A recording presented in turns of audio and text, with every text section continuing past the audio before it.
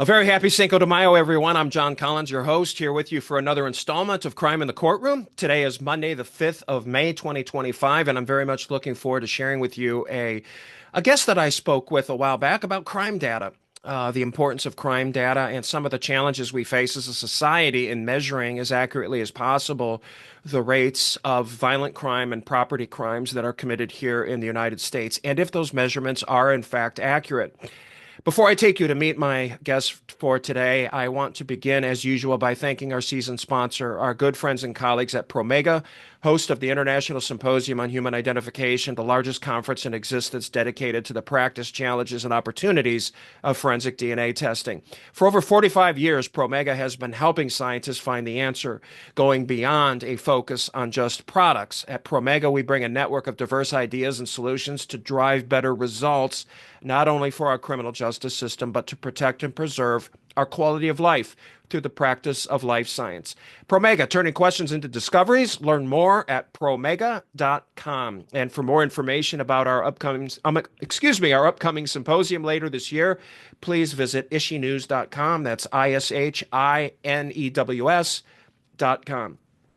Now, I am a big proponent, both as a professional and as a citizen, of more robust and rapid tracking of crime trends in the United States. And so I'm very excited to introduce you to Mr. Jeff Asher, who is a data analytics specialist who works with a variety of clients to help them become more effective at managing, tracking, and utilizing their data.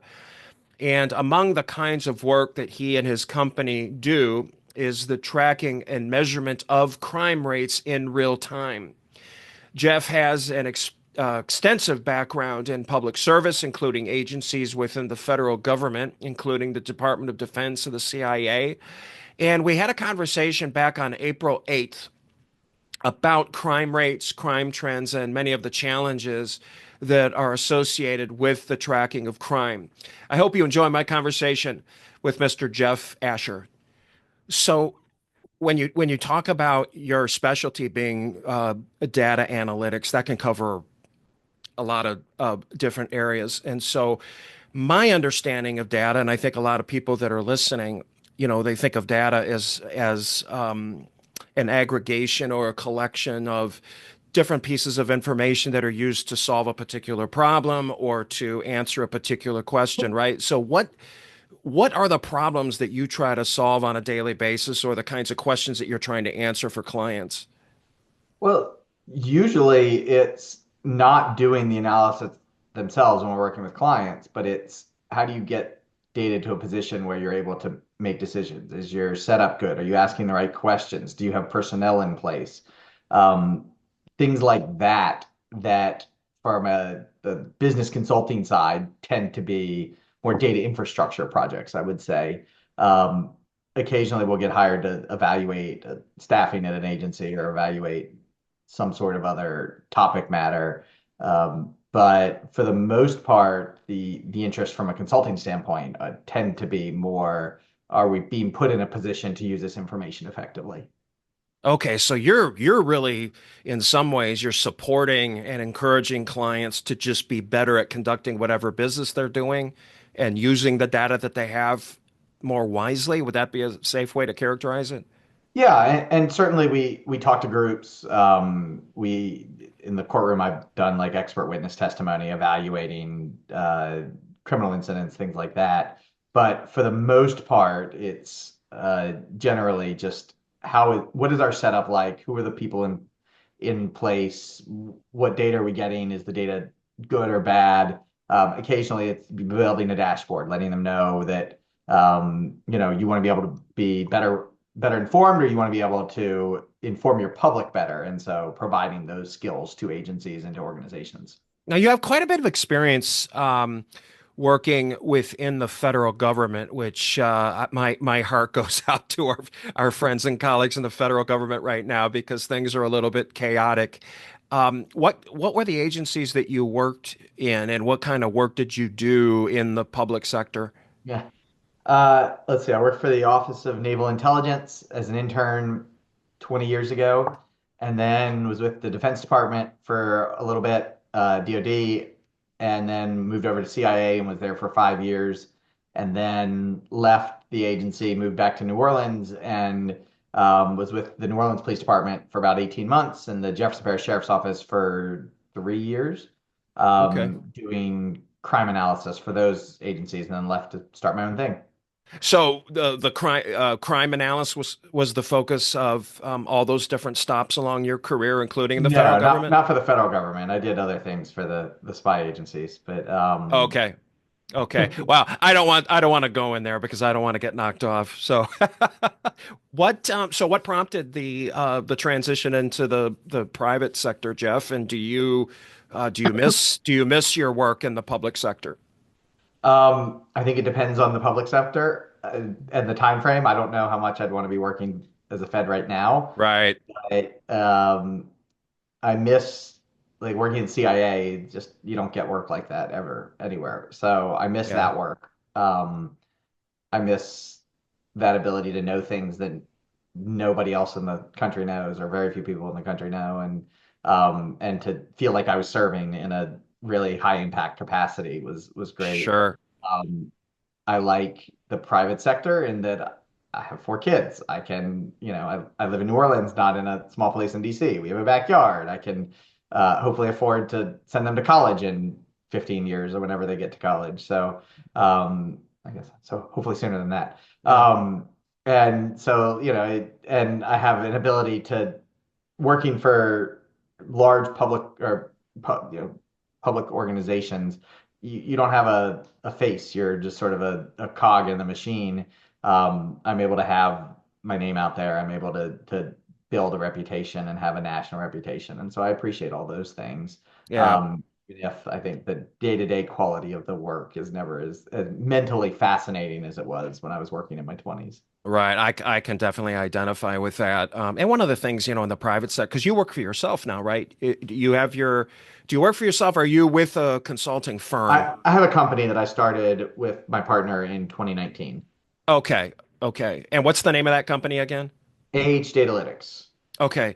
And so obviously you have a lot more flexibility, control over your own schedule. Those aren't small things, especially when you've got 4 kids.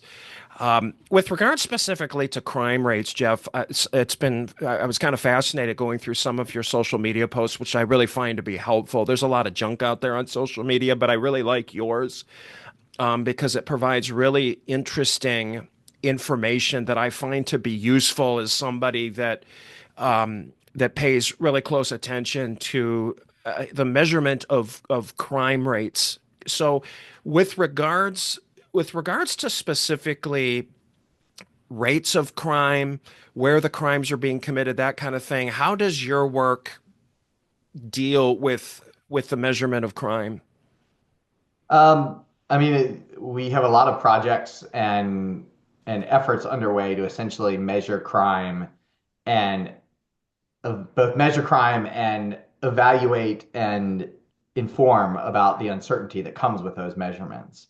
And so we have a project, the Real-Time Crime Index, that we launched last September that is taking data from somewhere close to 350 to 400 agencies and providing monthly crime counts so that you can see crime trends as they change. And so we can measure the change in crime because crime data from the FBI, the official formal stuff, takes a long time to come out. It'll be next September, October before the 2024 figures are out. Right. Imagine any other type of thing in American society that you're like, that's fine. Let's just wait 9 months to know whether or not what we're doing is working. Um, you can't. And so the ability to measure crime using a large sample of cities is a terrific way to do it. The problem is that it's so out there, and so we go out and we get data. Some of it we're scraping from the internet, some of it gets emailed to us, some of it is posted by agencies or states. And so we go out, we get all this data, we bring it into one spot, and we say, this is what we think is the national change. We provide an audit of the data, which I'll say has been very helpful. We're often asked, I usually struggle with the question, like, why should agencies participate in this? And one of the reasons agencies should participate is that if there's a problem with your data, we will let you know. Okay. and there was an agency that was underreporting by tens of thousands of crimes each year because they had a backlog. And so we saw this in their data, and we went to them and we said, "Listen, you're clearly underreporting. Do you have correct data somewhere that you're just not sending up to the FBI?" And they said, "Wait, what? We're doing what now?" Um, and so they went and they found it, and and it's much better to do that than have the press get a hold of it and be like, "Look, look at this terrible agency that's not reporting." You find the problem, you fix the problem, then you tell the public about this. Look, stuff happens. We made a mistake, but we fixed it. So we do that. And so it basically gives us a national estimate of crime rates. I also have a Substack that I put out there weekly that usually deals with crime data, and I'd say maybe 40% of the posts are about sort of understanding crime data. This is what crime data is. This is where it comes from. This is what its flaws are. 40% is this is what the data shows. This is a trend that we're seeing. Here's a sample city that is doing it. And then the maybe 10% is like puts pointing examples of good places, bad places. Usually I don't do bad, but citing good examples of things that are going well. And 10% are just random posts that come into my brain. So that's kind of the totality of how we approach crime data. So I'm gonna ask you a couple questions about the way that crime trends are being measured right now. But some time ago, there was a change at the federal level from, and correct me if I'm characterizing this incorrectly. A lot of us were familiar with the Uniform Crime Reports, the UCR, and then there was a change to this national incident-based reporting system. And I was curious if you happen to know what this transition was about, what the positives and negatives of the change were, or if it even was a change, as opposed to just in addition. What can you tell us, if anything, about that change to the NIBRS? Yeah, so the FBI had since 1930 the summary reporting system, seven major crime categories. Everybody reports it. They added arson, but it's so badly underreported that they don't even estimate arson nationally. So you have seven major categories. Agencies produce the data. They send it in. And in 2015, the FBI says, "Hey, we would really rather do NIBRS. We want agencies to report via this system." NIBRS been around since the late 80s, early 90s. In 2015, about a third of the country is using it. And they say the future is NIBRS. We want everybody to be submitting via NIBRS, and there's all these advantages to doing it. So by January 1st, 2021, if you aren't NIBRS compliant, then you're just not going to submit data to us anymore. And so by January 1st, 2021, about 60% of the country's population is covered by an agency that's NIBRS. So they doubled it. They went from 30%, 33% to 60%. But under the old system, you had around 95%-ish of the country's population covered by an agency that was reporting. Now you're down to 60%. And so that means that for your 2021 figures, you've got a much larger subsection of the country to guess about. And so it leads to these wide error bars when they come out with the 2021 figures that say, like, okay, murder might have been up a lot or it might have been down a lot. We don't really know. And so it was basically a disaster for 2021. 2022, the FBI backtracks and it says, "We still want you to switch to NIBRS, but if you're not NIBRS, you can submit your old data and you can submit your data via the old system. And we'll at least have that in there when we do our estimates of crime." And so a lot of agencies do that. And they get to, maybe 70% and 24% are NIBRS versus non-NIBRS agencies. And now we're up over 80, close to 85% of the country is covered by a NIBRS agency. And so it's becoming less and less of a big deal. And the agencies that tend to not be NIBRS compliant are agencies that are smaller, that don't bring a lot of crime, that would require, they've got an old RMS and it takes completely new system that they can't afford, and the FBI is not giving out money anymore because we don't really care as much about the small places that don't add much to our understanding of crime. So that is kind of where we're at. It led to a disaster in 2021 and then sort of got fixed. And the numbers aren't perfect, but they've never been perfect. And we've gone through big stretches where things were a lot worse than they are today in our estimates. So we generally have an understanding of the crime trends that's pretty accurate, excluding 2021, but with the understanding that like it's not perfect, and we're never perfect. We never were perfect. We aren't perfect, and we'll never be perfect in this measurement. Is there anything in particular that you feel like the public should be aware of with regards to how crime trends have changed, let's say over the last well, let's say since well, you said 2021, but I'm thinking more maybe around, let's say since 9/11, 2001.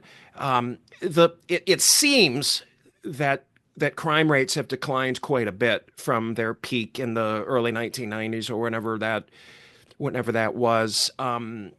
What, in your view, have the crime trends been doing in the last couple of decades, generally speaking? Yeah, we were high in the 80s and the 90s. We saw a large decline starting in the mid to late 90s through 2004-ish, and it sort of has leveled out. Violent crime continued to fall through about 2010.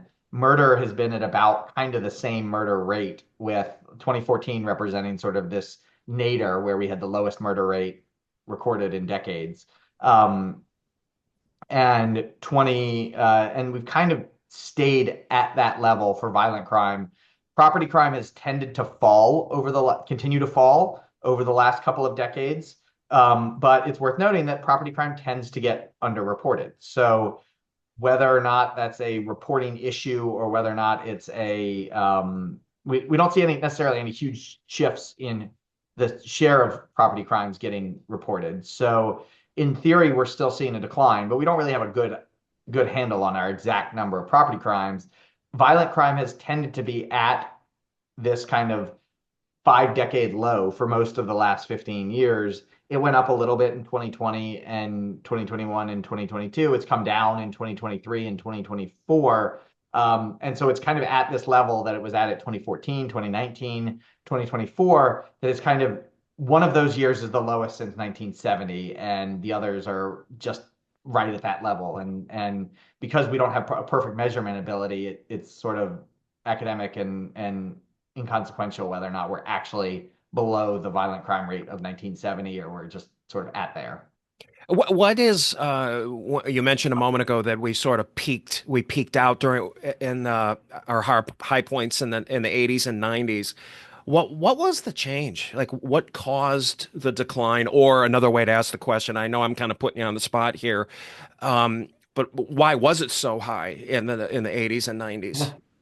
um, I think a lot about American society was the cause, and I think that the easy answer to why it fell is that we don't really know.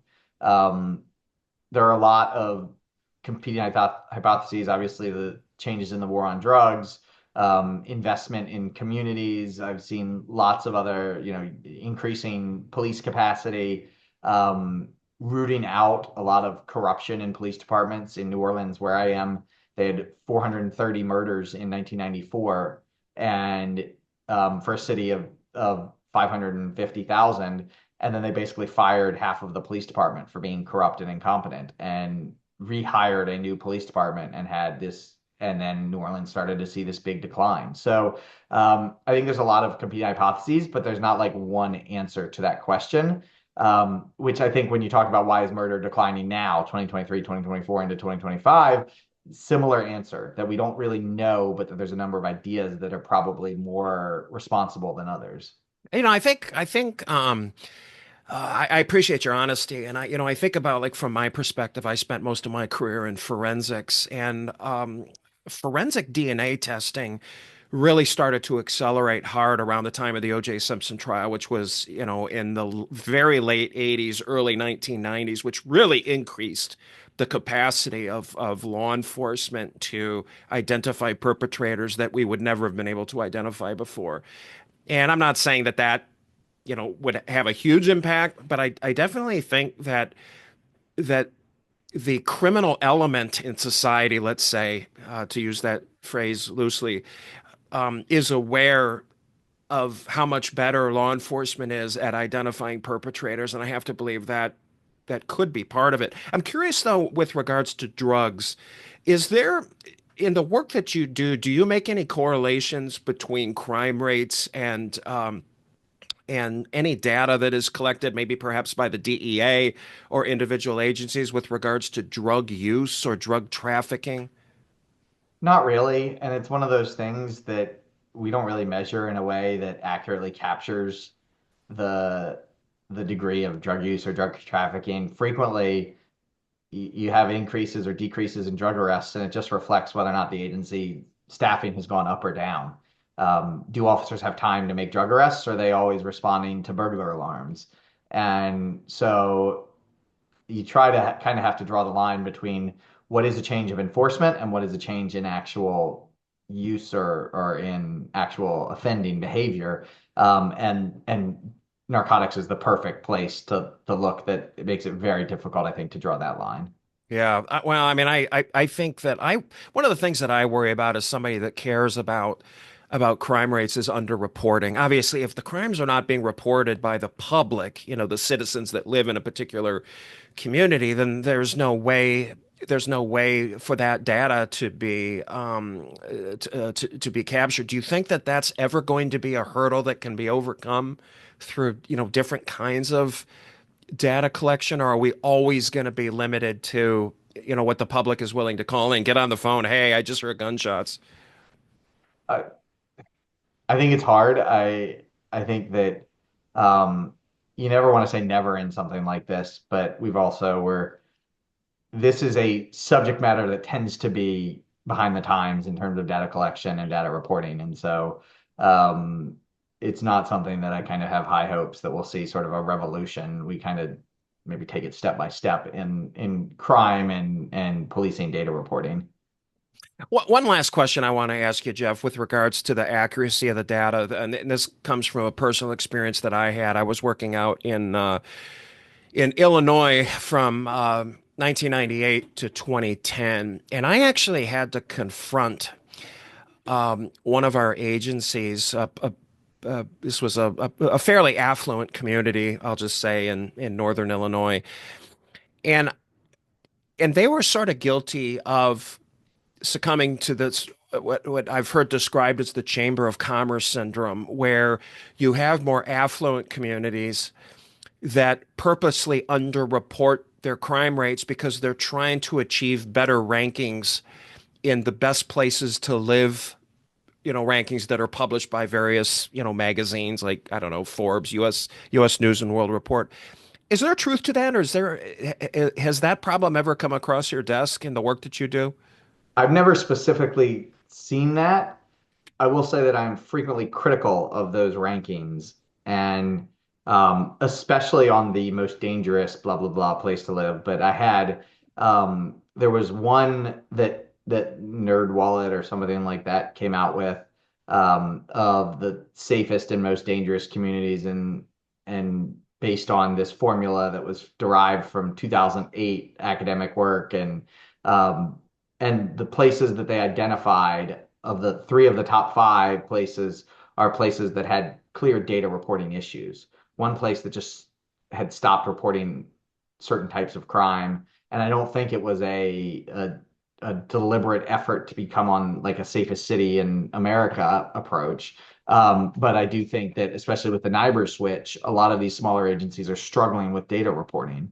Large agencies too, look at Los Angeles, but a lot of small agencies. And so if you uncritically take the data and you just provide a random algorithm, random formula to it, and say this is our safest or our least safe cities, you're inherently going to be inaccurate, and you're just going to basically punish cities that have done nothing wrong. And so I'm very critical of places that do that kind of analysis.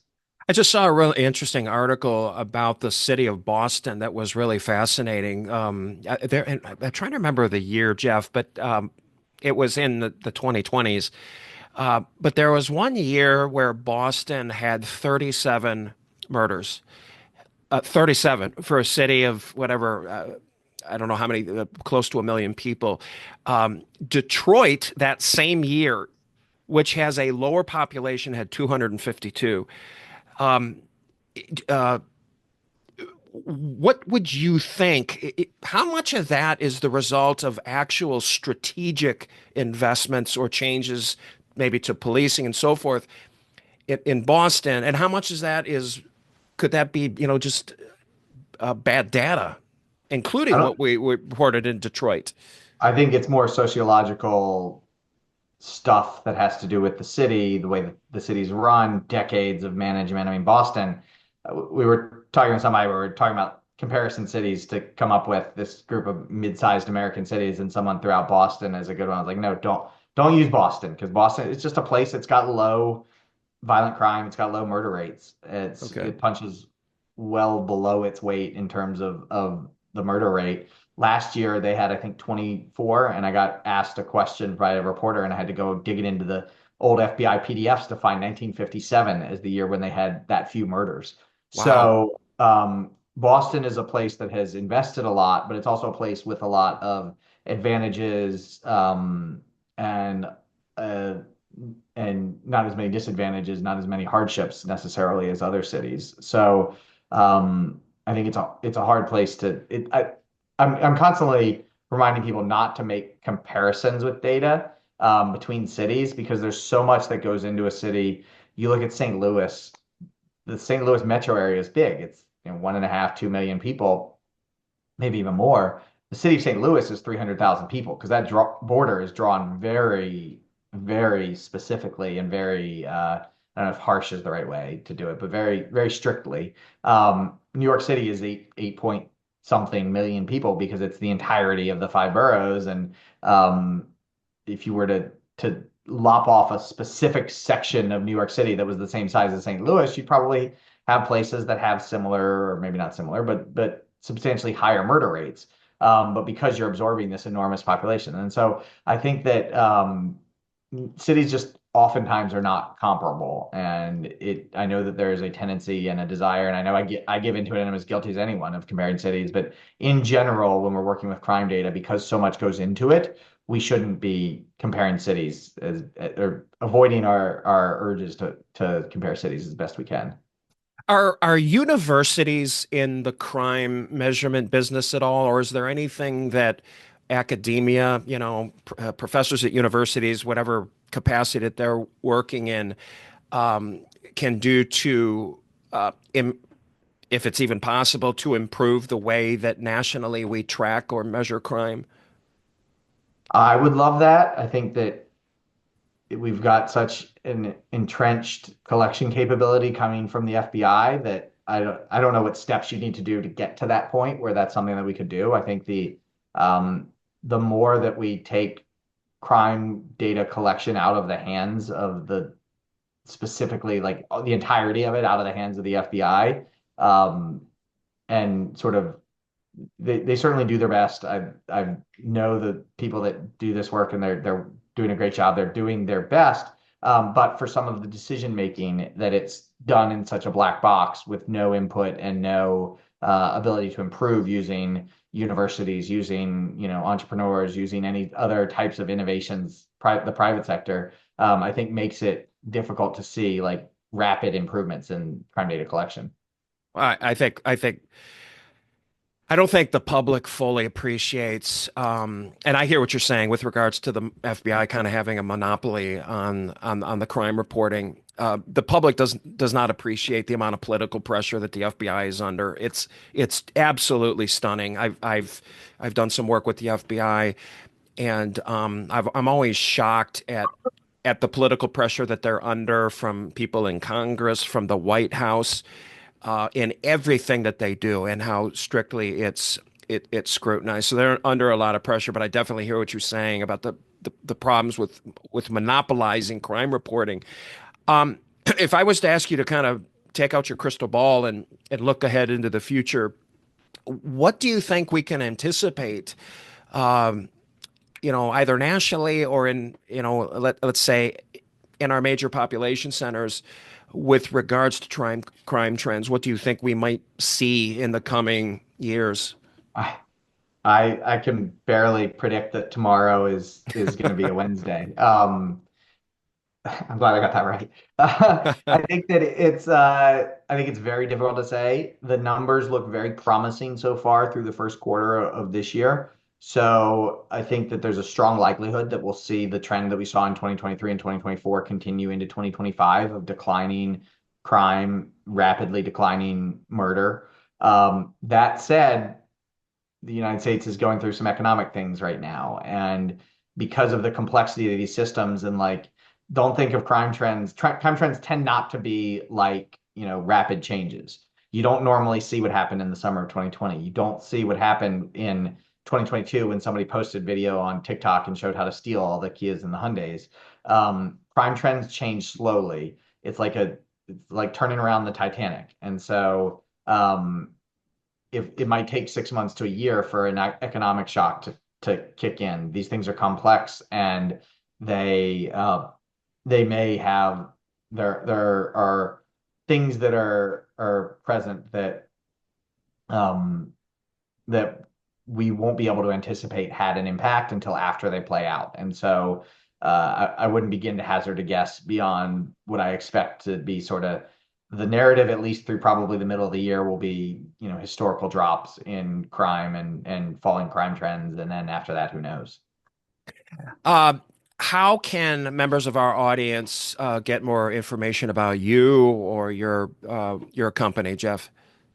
Yeah, we're at agedatalytics.com, and my Substack, jasher.substack.com, is the best place to find me. And love subscribers, and it's a nice free newsletter every week. So who wouldn't want that? Right.